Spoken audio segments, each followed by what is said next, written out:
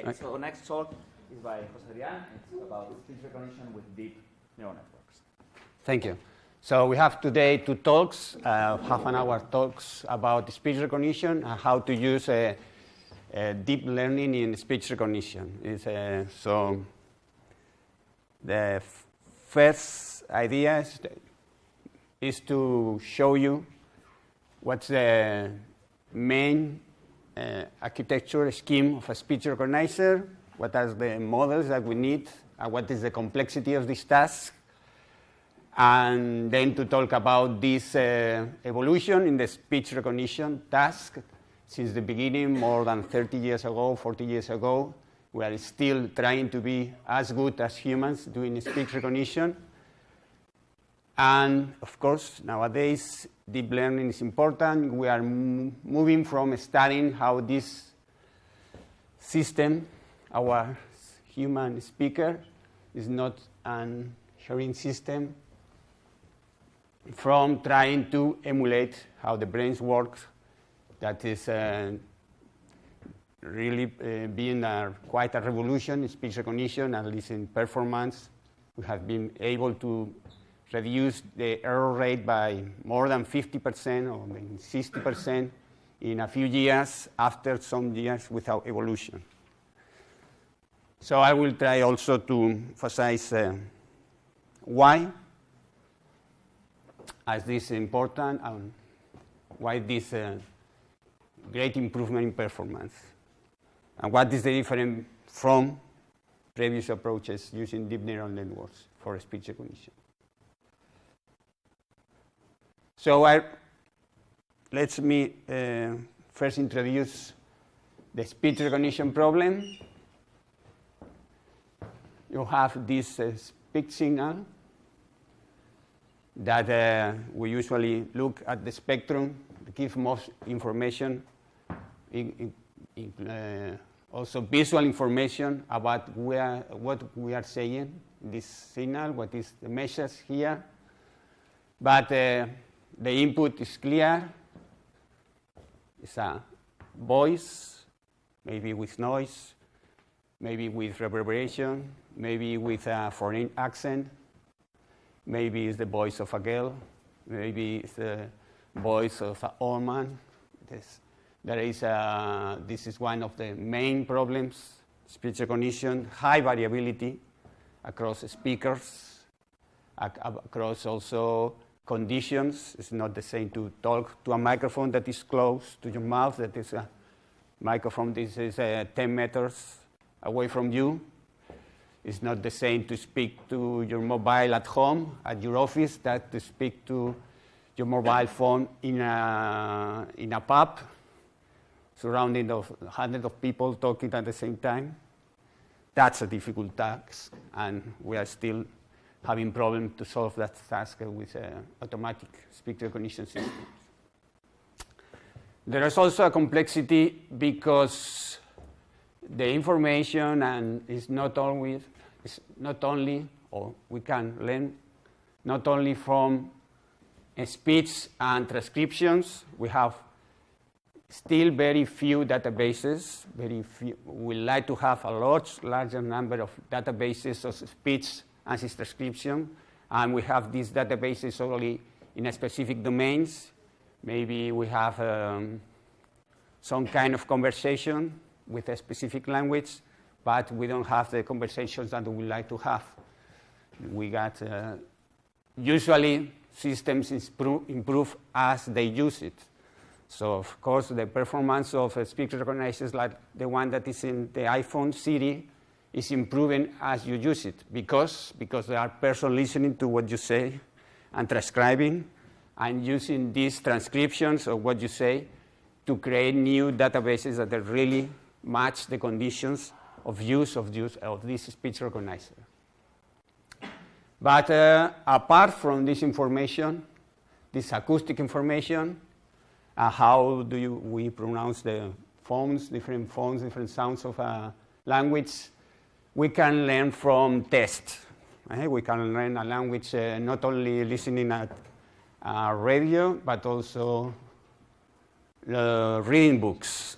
And the speech recognizer also can learn and can use this language model Marta was talking about. So this is also an important part of the speech recognition language model. And both the language model and the acoustic models are the two main models that we have to combine to have a speech recognizer. Another additional problem for speech recognition is we are not only just classifying sounds. This sound is this word, or is this phoneme, or is this letter, but we have to do at the same time the segmentation.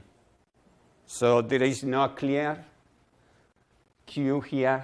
So in time or in frequency, you can see that now it's starting a new word, and now ends a word. No, there is no clear distinction in time or frequency of these boundaries in words.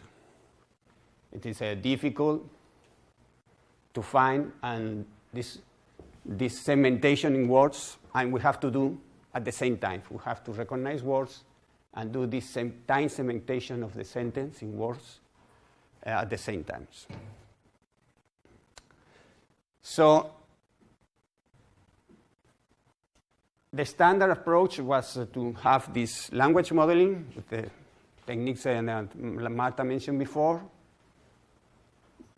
used in combination with acoustic models. And for the acoustic models, we try to do these segmentations in phones, and we try to learn these features, these probabilistic.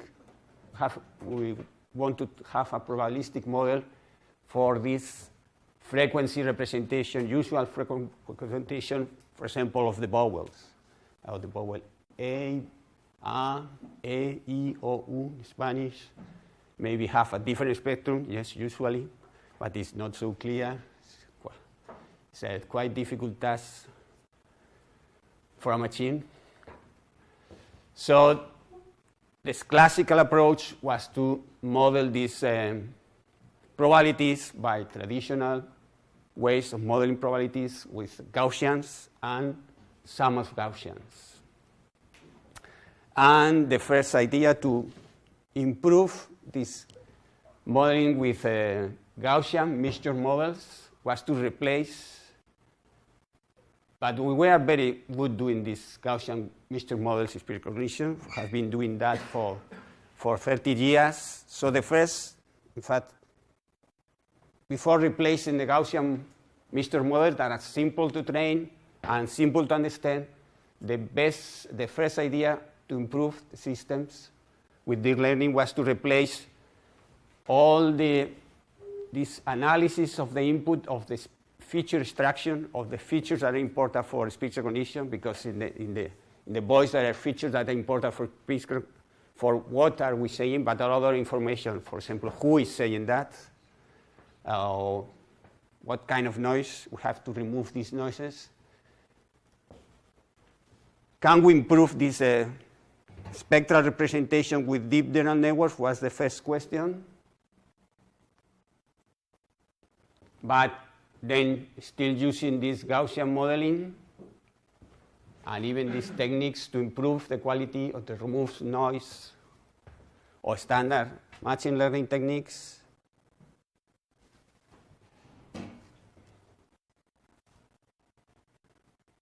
So the first idea was just use a deep neural network and transform the standard features into a new features that are better for speech recognition.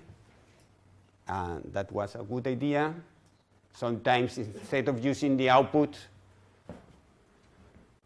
we use this smaller hidden layer in the middle, just because standard Gaussian mixture models, standard probability models works better if the dimension is low,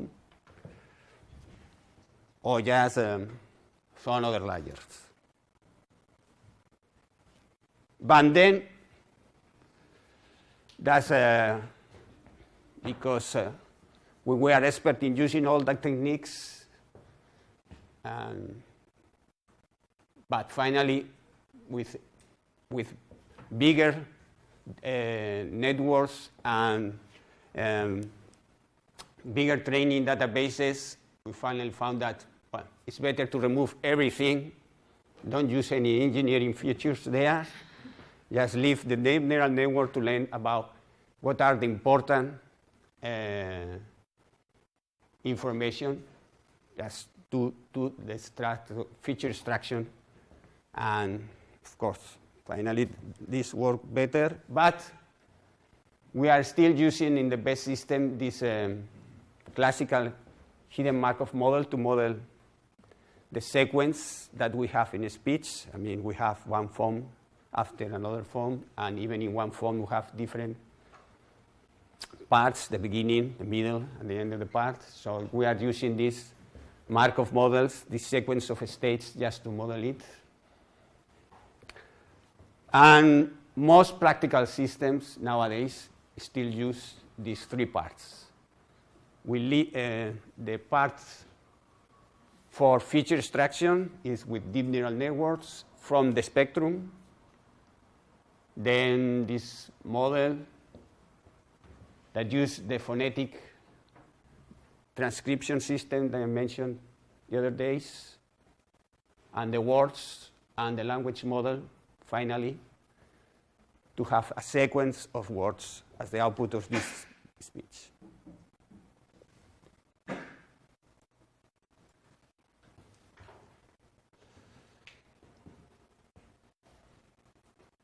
So this is more or less idea of the scheme for the speech analyzer. We compute the spectrum of the speech signal, and we have to do that every 10 milliseconds is the standard rate. So we have to compute and input features to this deep neural network 100 times per second with windows of 30 milliseconds. We analyze the spectrum to this window of 30 milliseconds, but then we see this window 10 milliseconds. So we have to compute this spectrum 100 times every second, and then feed the network to compute the probabilities with this deep neural network to compute the probabilities of each of the phonemes.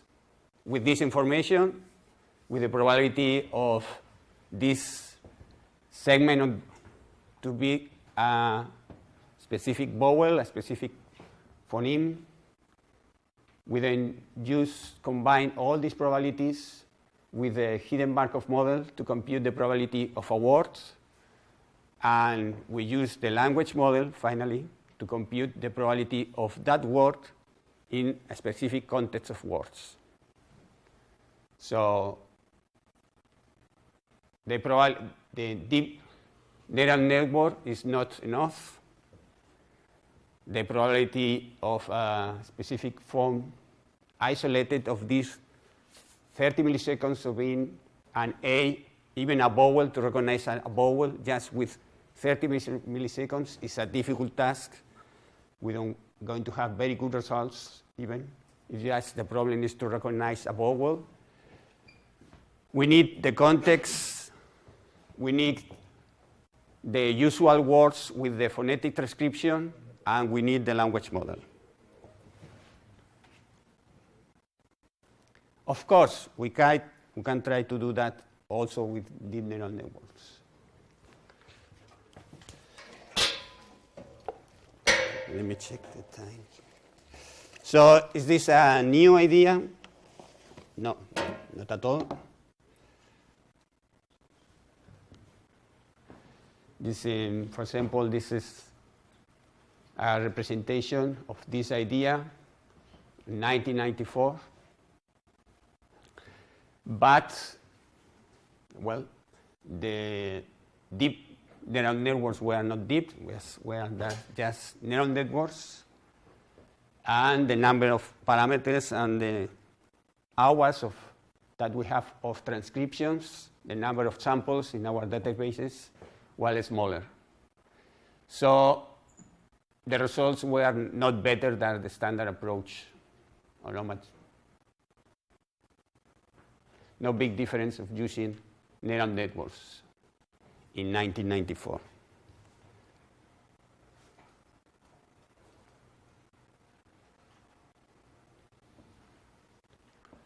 But nowadays, and this is also, this table has is 4 years or 5 years old, the improvements are really important. It is important to have these deep neural networks for the acoustic modeling.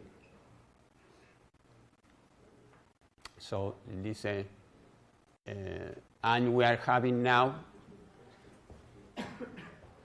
system trained by thousands of hours.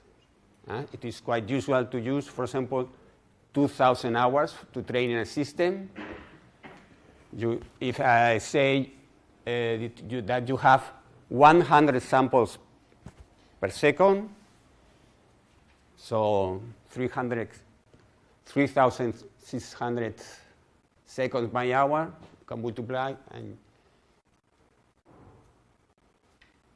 you can have so billions of samples to train a speech recognition system to have a good quality. You need that large amount of data. Because of this great variability, I mean, there's a variability about speakers. You need also to have recordings from, let's say, 5,000 speakers, 5,000 different speakers in your database. And because you want to cover all the accents, age, and even so, you are not covering all the accents. So, for example, Scottish people are always complaining about the speech recognition performance of Siri, for example.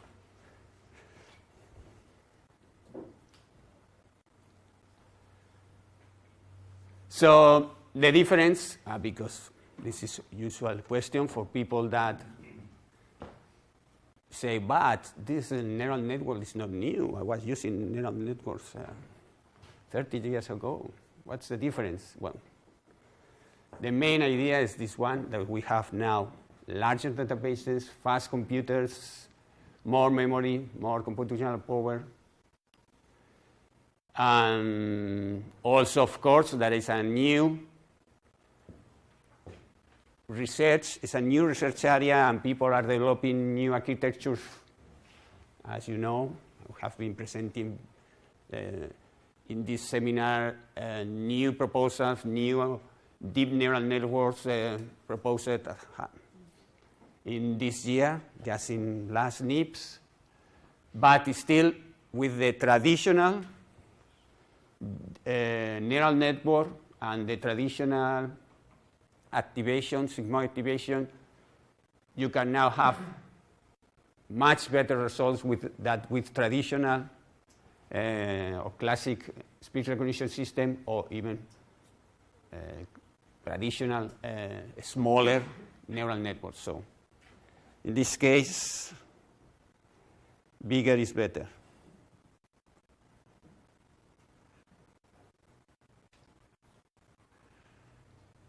So, for example, this was only 17 years ago. They were planning to have 8,000 hidden units and 150 hours. This is very small today's system. You can have here an evolution of the number of parameters.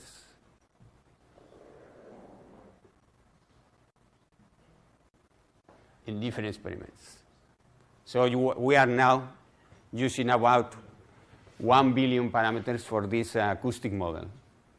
It has to give the probability of each of the phonemes, and it has as input the spectrum of this 30 milliseconds window of speech signal.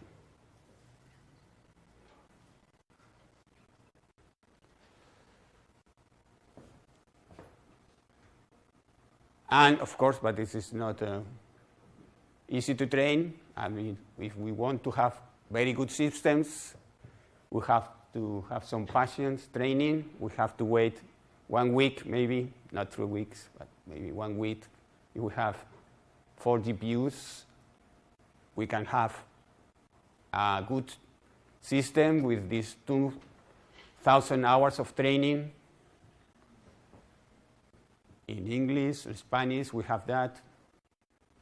In other languages, it's more difficult to find a large number of hours of training data. And we can improve really the results with respect to other approaches not using deep neural networks.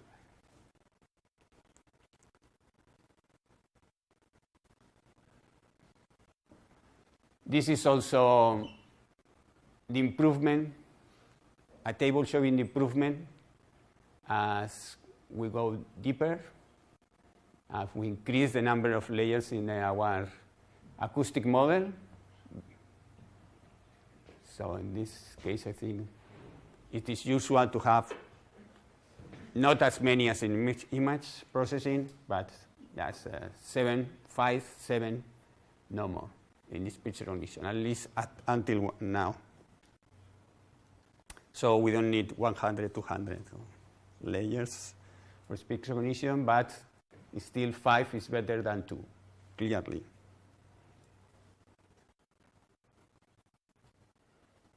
And also this ReLU activation is better than the classic sigmoid activation or hyperbolic tangent for speech recognition, as we have shown in many experiments, as this one here. So the better.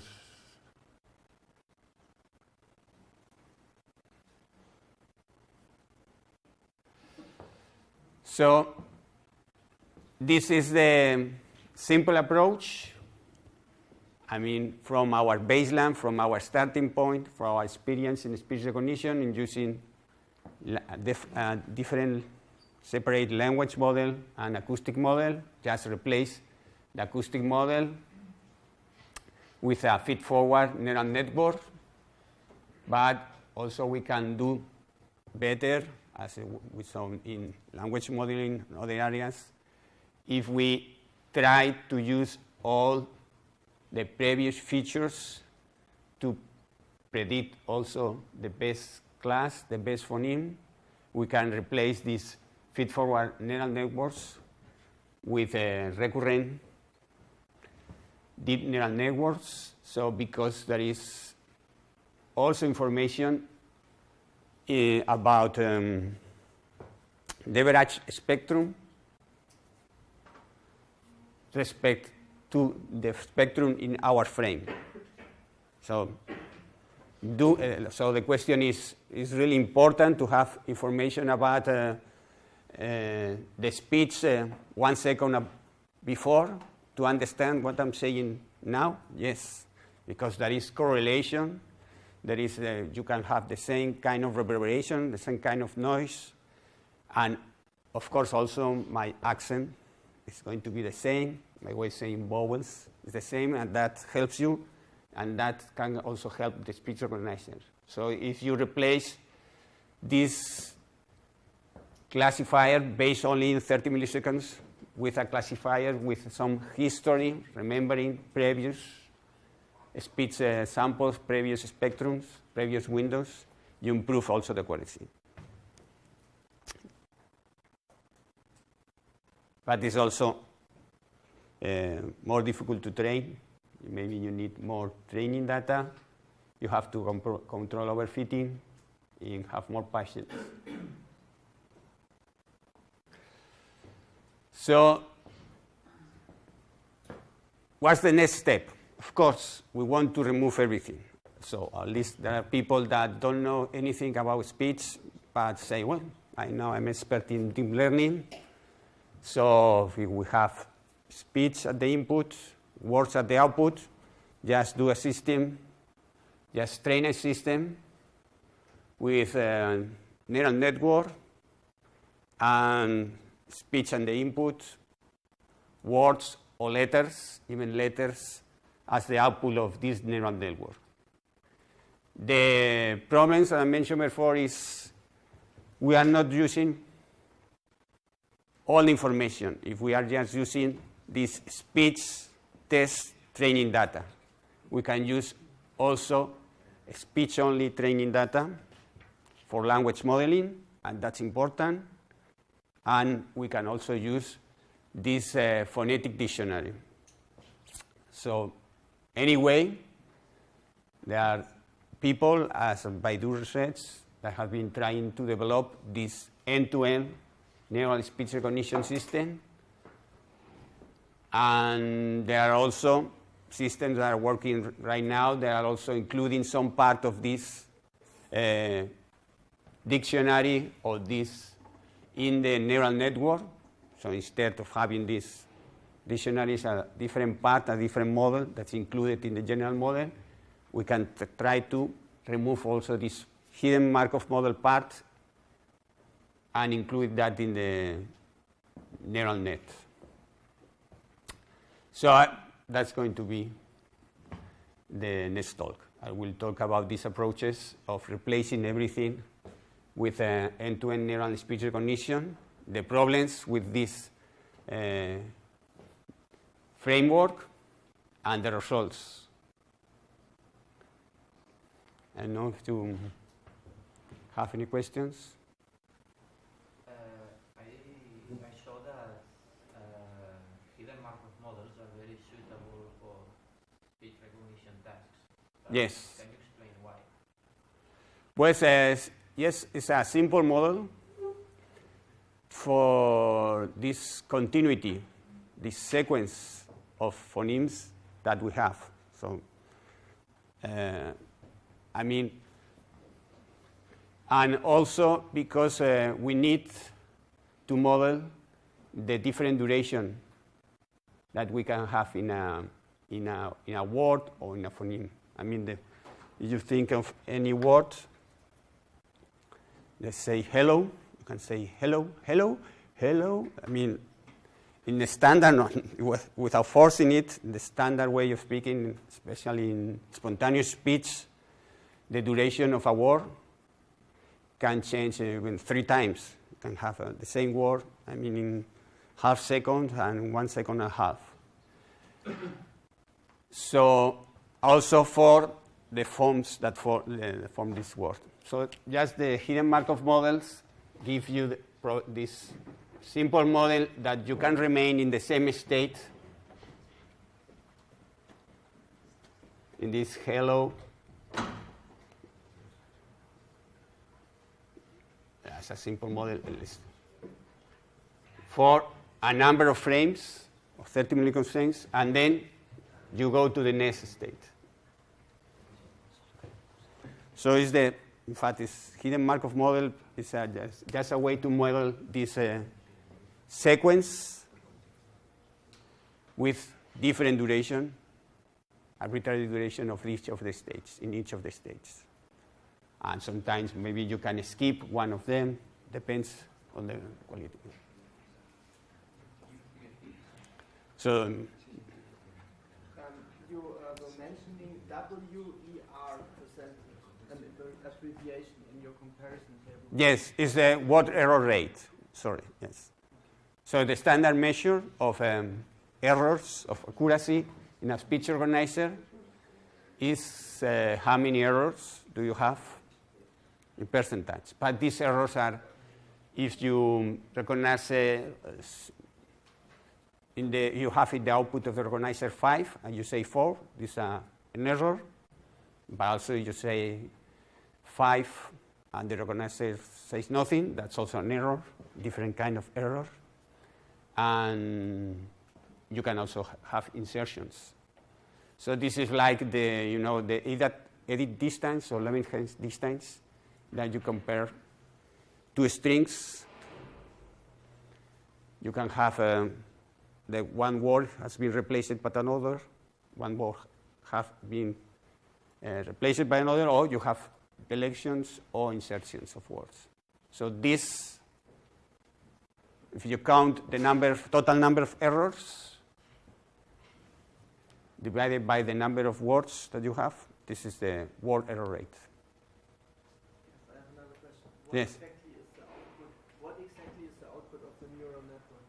Is it like It's a probability. sound, or is it like letters which describe vowels?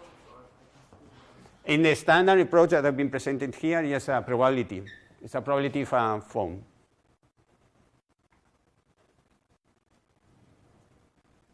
Yes, because you have just 30 milliseconds. And you have, in fact, it is a probability of being in the beginning of vowel A, for example, or the probability of being in the middle of this phone T. And you combine then these probabilities with the hidden Markov models.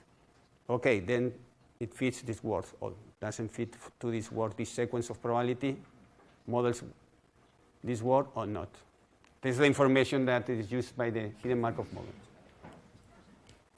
okay. I think. So we must live here.